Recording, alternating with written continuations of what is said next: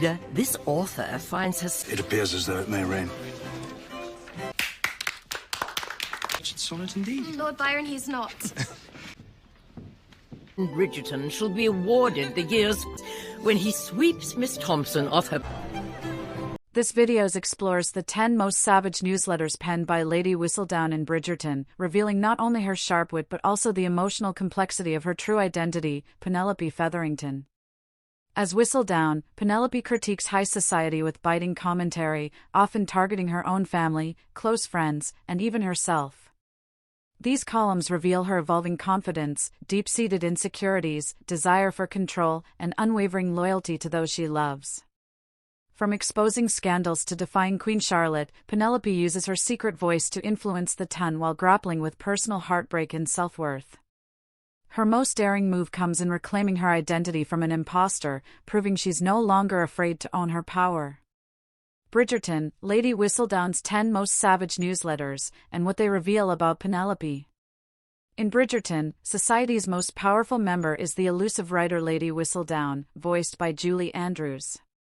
Since the release of her first society paper in the pilot, Whistledown has had the ton hanging by her every word. She's not only the driving force for the gossip around town, but she's also the narrator of the story. The show revolves around her just as much as it does around the titular Bridgerton family. Whistledown's identity was uncovered to the audience in the Season 1 finale, with Eloise finding out in the second season. It wasn't until the third season that Penelope, Nicola Coughlan, publicly came forward as the anonymous columnist, owning all the good and the bad of Whistledown. It will be interesting to see how the Netflix show moves forward now that London's elite are aware of who it is that always has their eyes peeled and ears perked up around them. Throughout her career as Whistledown, Penelope took her quill to divulge all the exciting matches, hot scandals, and drama unfolding around town. Some newsletters were enlightening, others were opinionated, and then there were those of a more scathing nature. These are Lady Whistledown's 10 most savage columns, and what they reveal about the author. 10. Takes major digs at her own family. Season 1, Episode 1, Diamond of the First Water. One of Lady Whistledown's most scathing comments comes in the very first minute of the entire series. She opens her first newsletter by addressing the ton as follows: "Dearest reader, the time has come to place our bets for the upcoming social season. Consider the household of the Baron Featherington. 3 misses foisted upon the marriage market like sorrowful sows by their tasteless, tactless mama." She then goes on to praise the perfect, beautiful Bridgertons and muse about what the season may hold. Signing off, she writes, "It has been said that, of all be asterisk dead or alive, a scribbling woman is the most canine. If that should be true, then this author would like to show you her teeth. My name is Lady Whistledown. You do not know me, and rest assured, you never shall. But be forewarned, dear reader, I certainly know you. More than just self-deprecation. It can be argued that Penelope harshly goes in on her family right off the bat to avoid suspicion, and while that may be true, she has bigger reasons. For one, she's expressing her honest feelings about her mother Portia, Polly Walker, and also about herself. At this point in the story, Pen still lacks confidence and a sense of self-worth. She doesn't yet realize her beauty and power, which she has forgotten after years of being put down by her mom and sisters and forcing herself to cling to the sidelines. In a way, writing her first column is also her way of grasping the control missing in her life, even if that means taking a shot at herself and her own. 9. She turns on Daphne. Season 1, Episode 1, Diamond of the First Water. After London's marriage-minded misses are presented to Queen Charlotte, Golda Rocheville, Her Royal Highness is most taken by Daphne Bridgerton, Phoebe Dynevor, calling her flawless, cementing her as the season's diamond. Lady Whistledown agrees in her next column, referring to Daphne as the diamond of the first water. Only, she later takes it back, declaring that the season's diamond requires a closer inspection, and that Miss Marina Thompson, Ruby Barker, is an even rarer jewel of only the most remarkable brilliance, fire, and luster. Taking jabs at both Daphne and the Queen, she writes, "This author is left to wonder whether Her Majesty might reconsider the high praise she once afforded Miss Bridgerton, for we all must know what the Queen despises more than anything, being wrong. and the drawing room at Bridgerton House currently appears to be emptier than the muddled head of her dearest King George. Two birds with one stone. Penelope knew the reason Daphne's prospects were dwindling was because her oldest brother, Lord Anthony, Jonathan Bailey, had scared all her suitors away. However, she saw an opportunity to both undermine the Queen and get under her mother's skin. Penelope wanted Lady Whistledown's opinion to be as respected as, if not more than, the Queen's. By exposing how Queen Charlotte's favourite had faltered, she was taking on the highest authority, and in turn, gaining the Ten's regard. Pen also can't help but twist a knife into Portia's ego by mentioning that the true diamond is under her roof, but it isn't one of her daughters. She couldn't fire back at her mother's insults as herself, but she could do it as the columnist. 8. Reveals Nigel Burbrook is a deadbeat dad. Season 1, Episode 2 Shock and Delight. After Anthony discovers Lord Nigel Burbrook, Jamie Beamish, is a creep who tried forcing himself on Daphne, he realizes his poor judgment and goes back on their agreement. The scoundrel, however, is intent on still marrying Daphne, and blackmails the lady and her family. Thankfully, Violet Bridgerton, Ruth Gemmell, is a clever woman who orchestrates a scheme to get dirt on Burbrook. Of course, the news her housekeepers discover makes it around town and into Lady Whistledown's column. It is said one cannot judge a book by its cover.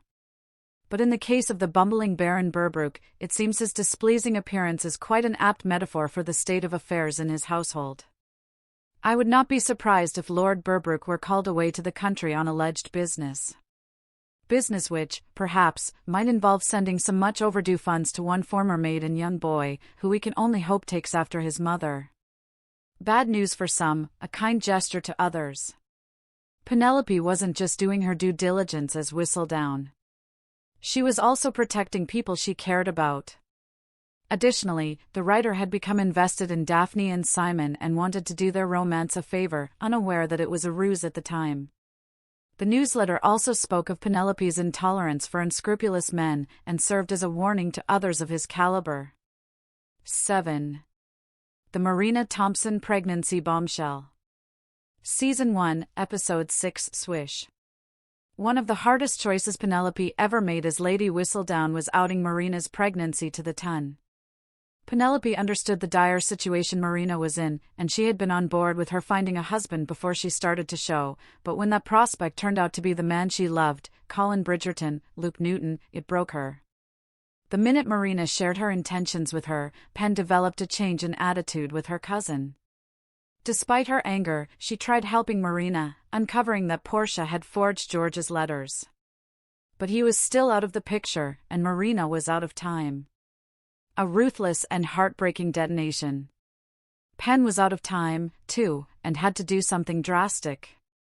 The tone of the voiceover as Whistledown relays the bombshell proves Pen's reluctance to have to resort to such measures. Despite what some fans have theorized, it wasn't jealousy that drove her to it, but love, as well as a sense of right and wrong. Pen wanted to save Colin from entering a marriage that he would eventually discover was built on lies. So important was his happiness that she was willing to sacrifice not just Marina, but herself and her sisters, who would now be tainted. Protecting Colin from heartbreak broke her own heart. What seems like a harsh betrayal driven by envy is so much more layered. 6. Lady Whistledown challenges the Queen. Season 2, Episode 1 Capital or Rake. Lady Whistledown was quiet following the dramatic events of Season 1. She makes her return with a bang, timing her first society paper of the season to coincide with the debutantes' introductions to the court. After such a long silence, Queen Charlotte must stop everything to find out what the mysterious writer has to divulge. To the monarch's surprise, Whistledown confidently challenges her to name a diamond of the season, while also taunting her efforts in finding her by calling them futile.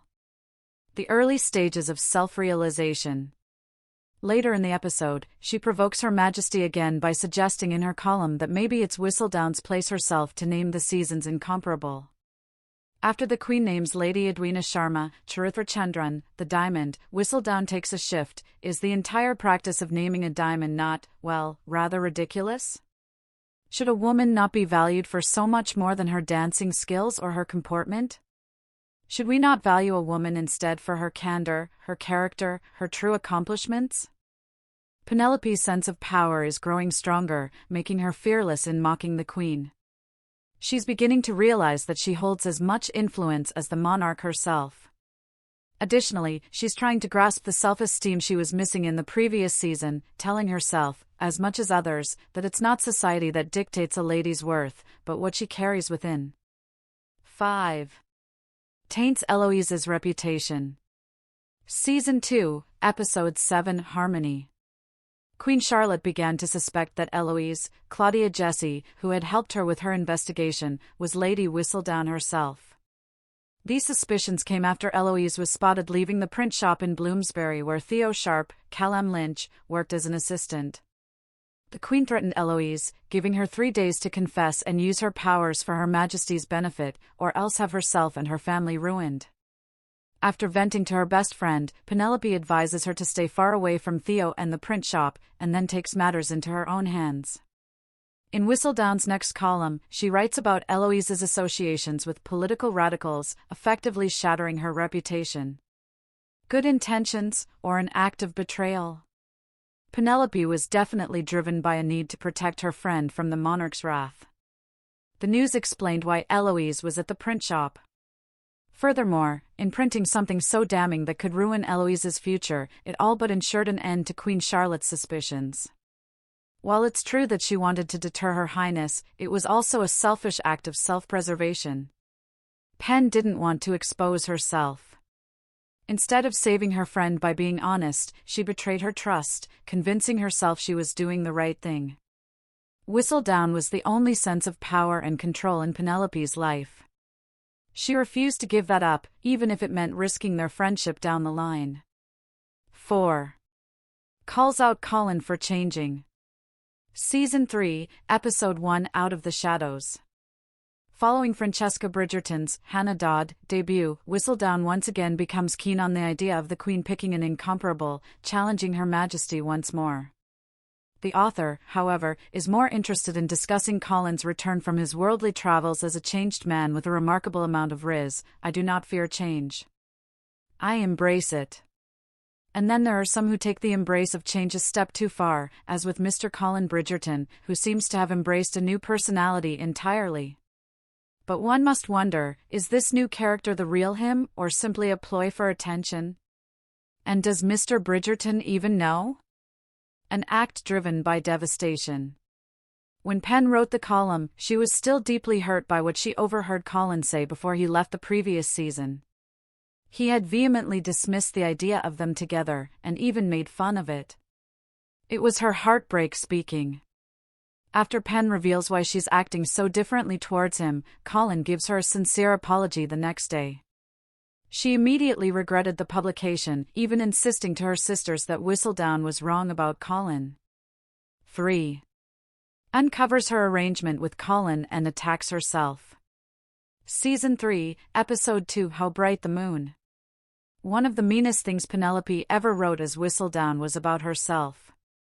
In the third season premiere, Colin offered his help to Pen in finding a husband. He advised her on men and coaxed out her inner charm. After partygoers overhear their arrangement and word starts getting around, she has no choice but to report on it. We know there is one young lady who most certainly wishes her plans had remained in the dark. Penelope Featherington, who was so certain that she would not find a husband on her own, that she had to enlist the help of Mr. Colin Bridgerton. And while we knew Miss Featherington's marital prospects were slim at best, this recent scandal will certainly make any further hopes disappear. This author would not be surprised if Miss Featherington should wish to return to her familiar shadows once and for all. A brave act. As juicy as the gossip was, if it hadn't made it into the column, it could have cast suspicion on her. Not only was she disparaging herself with what she wrote, but she also risked the possibility of ever finding a husband with such a scandal. Pen was so committed to being Whistledown that she didn't care, sacrificing her prospects to keep her profession afloat. Her comments also reflect her worst fears, that she's destined to be on the sidelines forever, never being a main character in her own story. 2. The attack on Portia Featherington, and jab at the Queen. Season 3, Episode 5, TikTok. It seems the only thing quicker than the match between Miss Featherington and Mr. Bridgerton is the rest of London's quick return to old ways, with Lady Featherington racing to attach herself to the Bridgertons and the Queen back on her fruitless hunt for Lady Whistledown. But this secret is one that cannot be rushed, publishes Whistledown after announcing Penelope and Colin's engagement in a risky newsletter that puts herself in the spotlight. Mommy issues. Pen doesn't miss the opportunity to once again have a shot at her mother. Her comment highlights the strained relationship between mother and daughter. Pen is finally receiving the attention and doting she always wanted from Portia, but she's enraged that being engaged is what it took. Just episodes before, Portia was scolding her and putting her down for not being realistic about her chances for marriage. Of course, she also feels inclined to remind the Queen that she can't be caught. Pen is no longer afraid of her. If she's outed by anyone, she knows it will be by Eloise. 1. Outs Cressida as a liar. Season 3, Episode 7, Joining of Hands. In an attempt to avoid marrying the elderly Lord Greer, Richard Durden, and for the financial independence it would bring her, Cressida, Jessica Madsen, claims to be Whistledown at a party. She then begins to impersonate the author.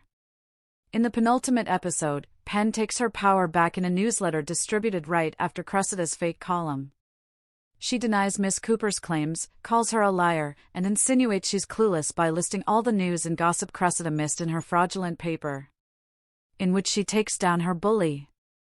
She closed off the letter by saying, "I say this all to remind you that this author, the true Lady Whistledown, is always paying attention. Something that I believe Miss Cooper should try to do a little more." Penelope was at her bravest, especially considering that her husband was now aware of the truth.